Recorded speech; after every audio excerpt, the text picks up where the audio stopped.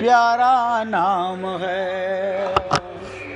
गोपाला हरि का प्यारा नाम है, नंद लाला हरि का प्यारा नाम है। श्री राधे गोविंदा मन भजले हरि का प्यारा नाम है।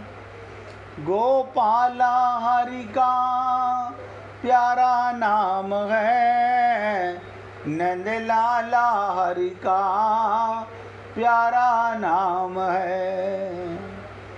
गोपाला हरि का प्यारा नाम है, नंद लाला हरि का प्यारा नाम है। श्री राधे गोविंदा मन भजले हरि का प्यारा नाम है। सभी पुण्य आत्मा आगे भगवान चौथे अध्याय के 18वें श्लोक में कर्मों को तत्व से जानने वाले मनुष्य की प्रशंसा करते हैं। क्या मतलब? जिसने कर्म को जान लिया भगवान उसकी प्रशंसा करते हैं। किस लिए? अर्जुन को बता रहे हैं, तूने कर्म को नहीं समझा, तैने अपनी बुद्धि का उपयोग किया, वरना जो कर्म हमें भगवान दे रहा है करने के लिए, उसमें बुद्धि क्या लगाना। अब ध्यान से सुनिएगा, भगवान कहते हैं कर्मण्य अकर्म यह पश्यते अकर्मणि चा कर्म ये सा बुद्धिमान मनुष्यसी सा युक्ते कृत सन कर्म कृता। जो मनुष्य, भगवान क्या कह रहे हैं, जो मनुष्य कर्म में अकर्म देखता है, ध्यान दीजिएगा, कर्म में स्वार्थ नहीं देखता, सकामता नहीं देखता, निस्वार्थ कर्म करता है, परमार्थ कर्म करता है, कर्म तो करता है। जो मनुष्य कर्म में अकर्म देखता है और जो अकर्म में कर्म देखता है, वो मनुष्यों में बुद्धिमान है। यानी अपने लिए कुछ नहीं करना, अपने लिए कुछ नहीं करना। क्यों? हमें तो पता चल गया, जब हमें कोई सद्गुरु मिल गया और हमें पता चल गया, राजे मोहब्बत समझ आ गया, परमात्मा मिला हुआ है, उसकी अनुभूति क्यों नहीं हो रही? क्योंकि अभी हम कर्म में फंसे हुए हैं, अज्ञान में फंसे हुए हैं। गुरु के बताने से तो जब होगा जब गुरु की बात को जीवन में उतारेंगे। अब जो सुनता तो है, मानता अपनी बुद्धि की है, अपने पापी मन की है, उसे गुरु क्या करेगा और भगवान क्या करेगा? और भगवान कहते हैं अकर्म में कर्म को देखता है वो मनुष्यों में बुद्धिमान है, वो योगी है और संपूर्ण कर्मों को करने वाला कृत्य है। बताइए, कमाल है, कृत्य हो गया। यानी कर्म करने से ही भगवत प्राप्ति हो गई। हाँ, एक बार मंदिर मत जाओ, एक बार गीता भागवत रामायण मत पढ़ो, मुख से राम ना बोलो, कर्म में अकर्म करने लगो, अपना स्वार्थ निकाल दो तो कल्याण हो जाएगा। अब भगवान ऐसे जीवों की तारीफ करते हैं। फिर दोबारा सुनिएगा। जो मनुष्य, अब आप हम लोग सोचें हम कौन से मनुष्यों में आते हैं। हमारा फर्ज बनता है, जैसे कहीं पर ये आता है 50 से 60 साल की उम्र के व्यक्ति एक तरफ खड़े हो जाएं, हम एक तरफ खड़े हो गए। फिर आया 60 से 70 साल की उम्र के व्यक्ति एक तरफ खड़े हो जाएं, हम दूसरी लाइन में जाके लग जाते हैं। तीसरा आया 70 से 80 साल की उम्र के व्यक्ति तीसरी लाइन में खड़े हो जाएं, हम तुरंत एक्सेप्ट कर लेते हैं। लेकिन यहाँ भगवान बता रहे हैं तो हमें यहाँ भी देखना होगा हम कौन सी श्रेणी में आते हैं।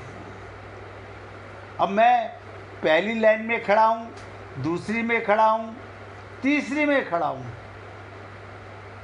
ये अभी किसी भी लाइन में नहीं। मैं बुद्धिमान हूँ कि नहीं, क्या भगवान मेरी तारीफ कर रहे हैं? आप कहोगे नहीं, हम किसी को बताएंगे नहीं, हम तो ये समझेंगे हमारी तारीफ हो रही है। ना ना ना, भगवान को पता है। आप सबसे छल कपट कर सकते हो, भगवान से नहीं कर सकते।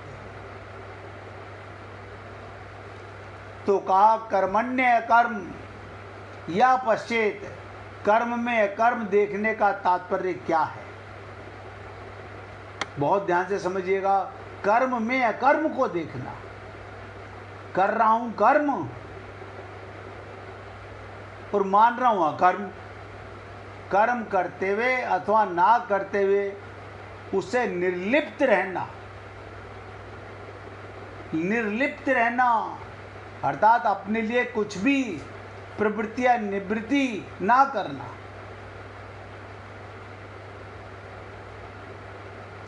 आप कहोगे तो बड़ा कठिन काम है। कोई कठिन नहीं है, आदत डाल ली हमने गंदी। सुधरने की आदत डालेंगे तो सुधर जाएगी। अमुक कर्म मैं करता हूं, इस कर्म का अमुक फल मुझे मिले। अब ध्यान दीजिएगा, मैं यज्ञ करता हूं, पंडित जी यज्ञ का क्या फल मिलेगा? आपने तो करने से पहले ही विकर्म कर दिया, कोई लाभ नहीं मिलेगा, कोई लाभ नहीं मिलेगा। हमारी पहली कोशिश होती है अमुक कर्म मैं करता हूं, इस कर्म का अमुक फल मुझे मिले। ऐसा भाव रखकर कर्म करने से ही मनुष्य कर्मों में बंध जाता है, बंध जाता है। और बंधा हुआ व्यक्ति बंधन में पड़ा हुआ संसार में भटकता रहता है। अब मजे की बात ये शरीर अगले जन्म में नहीं मिलेगा, इस शरीर के रिश्तेदार अगले जन्म में नहीं मिलेंगे, इस शरीर का सामान अगले जन्म में नहीं मिलेगा, ये मकान, ये परिवार कुछ नहीं मिलेगा। क्यों? हमने तो यहां ममता की थी। अभी इसको भी समझ लीजिएगा, किसी ने अपने बेटे से बहुत प्रेम किया। अब बाप तो मर गया पहले, बेटा तो मरेगा बाद में। अब प्रेम किससे किया था? बेटे से किया था। या तो बेटे के घर में वापस आ जाएगा, कुछ भी बन के आ जाए, और या बेटे ने जो कर्म किए वो कुत्ता बना, बाप को भी कुत्ते के घर में जाना पड़ेगा। वो ममता वहां तलक पीछा नहीं छोड़ेगी।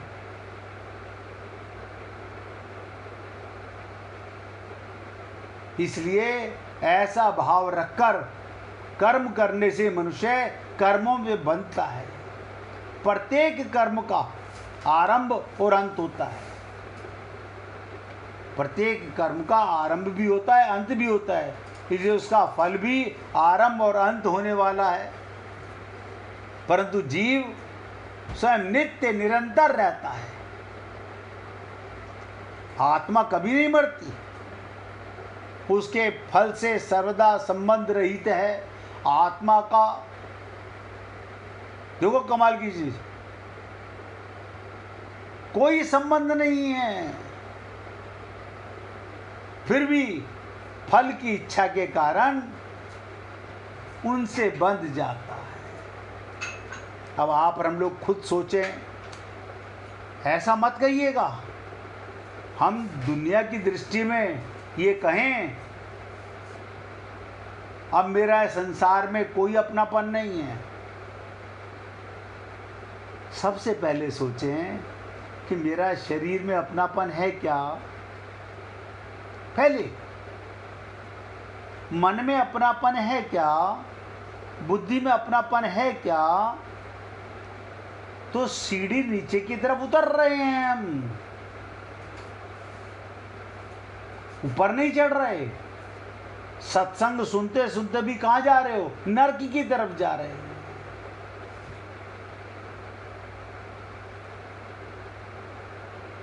सुनते सुनते भी हम गिरते जा रहे हैं। इसलिए 14वें श्लोक में भगवान ने कहा कि मेरे को कर्म नहीं बांधते, क्योंकि कर्म फल मेरी चाह नहीं है। भगवान कोई फल नहीं चाहते। क्यों? वो कर्म करते हैं, फल की इच्छा नहीं रखते। आप कहेंगे हमारा दिमाग खराब है, इसलिए तो हम अपने घर में आराम से चद्दर तान के सोएंगे। चद्दर तान के सोने से भी काम नहीं चलेगा। कर्म योनि में हो, लेटे लेटे भी सोचते रहोगे, वो भी कर्म है। बहुत से लोग कहते हैं आज सैटरडे है, आज संडे है, दफ्तर की छुट्टी है, आज हम रेस्ट करेंगे। तो कोई बात नहीं भैया, बाहर से कुंडा लगा देते हैं, आप सोमवार को खोल देंगे। दफ्तर सोमवार को जाओगे ना, अब पूरी तरह से आराम। नहीं नहीं नहीं नहीं नहीं नहीं नहीं नहीं, ये क्या दिमाग है हम लोगों का। ऐसा कोई जीव पैदा ही नहीं हुआ मनुष्य शरीर में आए और कर्म ना करे। इसलिए भगवान ने कहा मेरे को कर्म नहीं बांधते, हमें कर्म बांधते हैं, क्योंकि कर्म फल में मेरी आसक्ति है। हम पहले मकान में, दुकान में, परिवार में अपनापन करते थे, हम बंधे हुए थे। अब सुलझ गए, गुरु की और प्रभु की कृपा से बंधन खत्म हो गया। लेकिन मुख से बोले हम कहीं बंधे हुए नहीं हैं और अंदर से बंधे रहे हैं। फल की आशा, इच्छा ही बांधने वाली है। इसको भगवान ने गीता के अंदर आगे सुनोगे 5वें अध्याय के अंदर, फले आसक्तो निबद्धते, हमें फल की आशा ही तो बांध रही है, हमें फल की आशा ही बांध रही है। हे पुण्य आत्माओं, आज जाग जाओ, कल्याण हो जाएगा। जब शरीर मिट्टी का मैं नहीं हूं तो संसार की कोई भी वस्तु मेरी नहीं है। किसी में अपनापन मत कीजिए।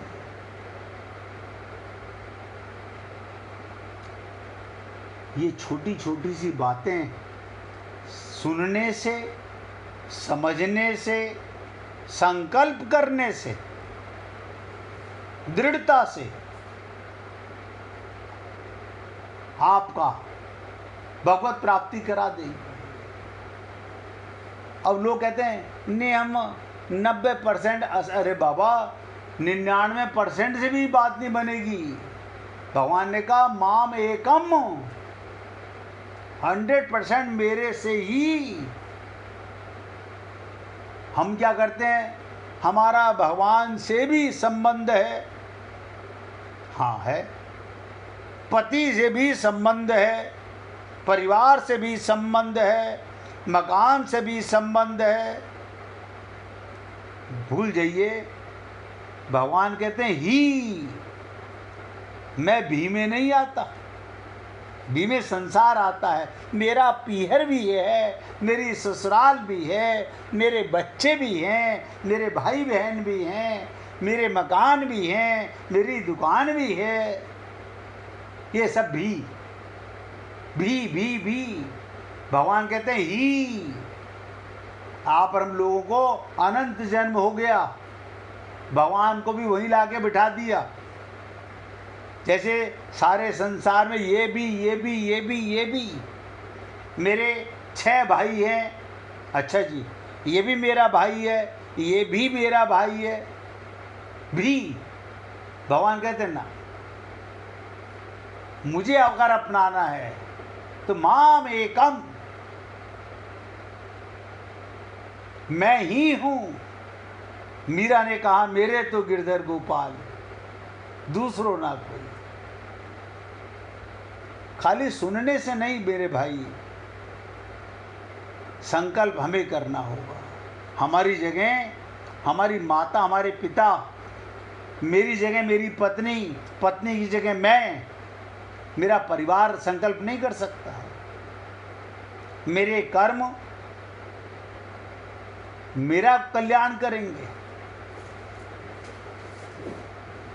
मेरी अज्ञानता मुझे बंटाधार संसार में पटकेगी।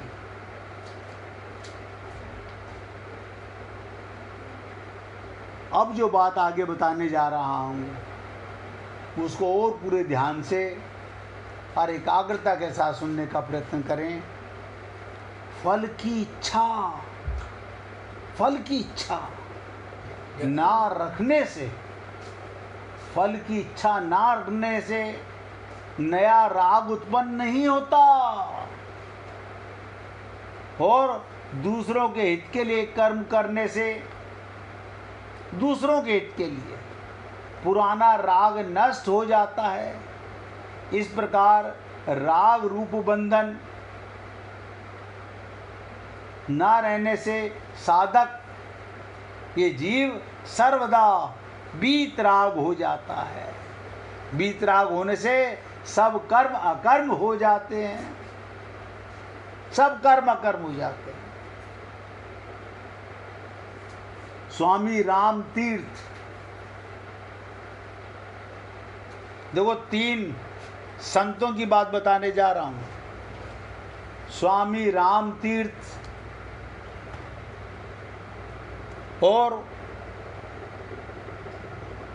बंगाल के रामकृष्ण परमहंस और डायोनीज यूनान का संत, इन तीनों की चीज सुनिएगा, इन्होंने अपनी अज्ञानता को कैसे मारा।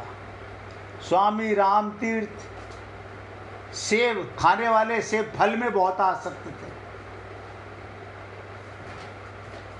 मुझे पूछो क्या खाओगे महाराज जी, सेब खिला दो, एप्पल खिला दो हमारे को। एक दिन समझ में आ गया, अब एप्पल को सामने रख लिया, तुझे खाऊंगा नहीं, तुझे सड़ते हुए देखूंगा।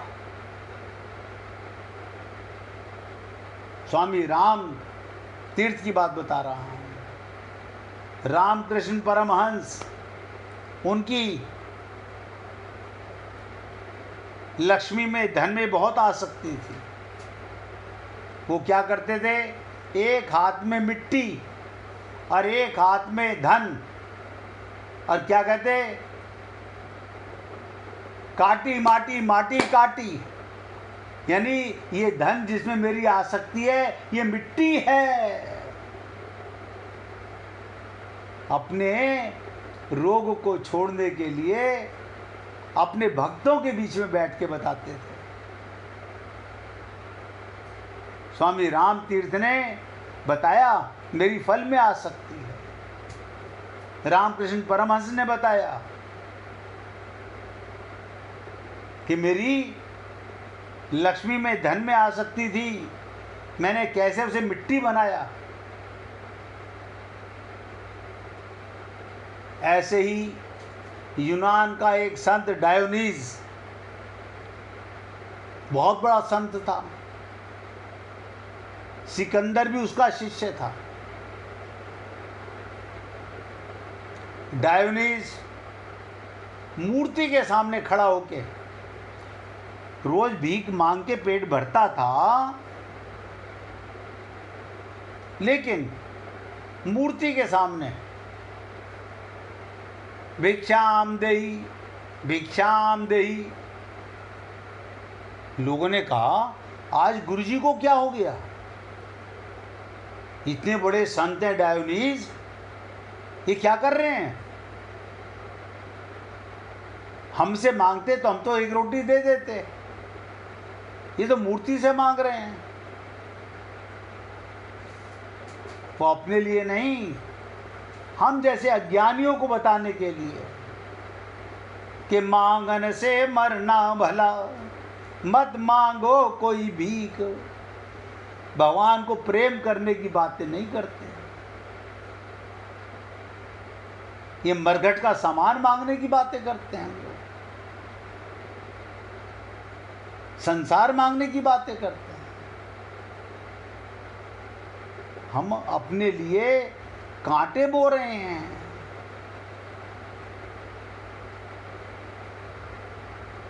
मूर्ति के सामने धन्यवाद करना चाहिए कि हे प्रभु, मुझे पता है इसके अंदर तुम हो, जैसे इस काया में मैं हूँ ऐसे तुम भी माया में हो, लेकिन क्या करे ये पापी मन प्रेम को समझ नहीं पाता, अपने आप को धोखा देता रहता है। भगवान को धोखा दे नहीं सकते, अपने आप को धोखा देता है। अब आप बताइए, ऐसे संत जो ये बोलते हैं अपने शिष्यों के बीच में कि मेरी क्या कमजोरियां थी, मैंने कैसे, लेकिन हम लोग अपनी कमजोरी को नहीं देखते। बहुत से लोग कहते हैं हम कोशिश करेंगे। अरे मुझे आज तक समझ नहीं आया कि कीचड़ में पैर है उसे कल धोने की कोशिश करोगे।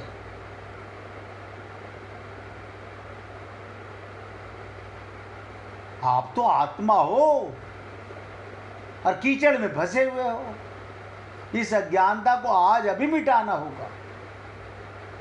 भगवत प्राप्ति अभी इसी वक्त हो सकती है, डिसीजन पक्का हो।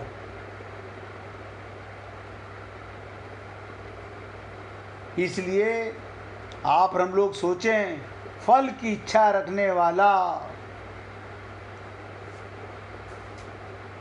नया नया राग बनाता जाता है, नए नए रिश्ते बनाता जाता है, नया नया बंधन बनाता चला जाता है और अपने आप को बहुत बुद्धिमान मानता है।